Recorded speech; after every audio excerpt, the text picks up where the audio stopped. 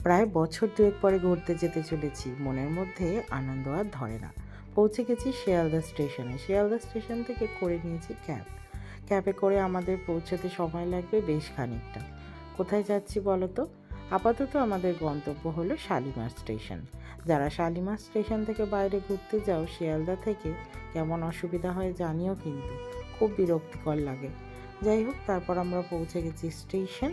স্টেশনে পৌঁছে এখন আমাদেরকে ওয়েট করতে হবে। ব্যাস, ট্রেন এসে গেছে, ট্রেনে উঠে পড়েছি, ছেড়েও দিয়েছে। দেখো তো চিনতে পারছো কিনা আমরা কোথায় যাচ্ছি? এসে গেছি প্রায়। চারিদিক পুরো ঘন কুয়াশায় ঢেকে গেছে। সকাল হয়ে গেছে, রাত থেকে সকাল প্রায় তোমার 8-9 ঘন্টা তো হবেই। আমাদের ট্রেন ছিল সন্ধে 8টা সামথিংয়ে। টাইমটা এক্ষুনি মনে পড়ছে না। যাই হোক, তো চারিদিক এত ঘন কুয়াশা, তার মধ্যে থেকে দূরে হালকা পাহাড় দেখতে পাওয়া যাচ্ছে। তোমরা যদি গেস করতে পারো কোথায় এসেছি, অবশ্যই জানিও। আর কোথায় পৌঁছালাম পরের দিন কিন্তু দেখাবো।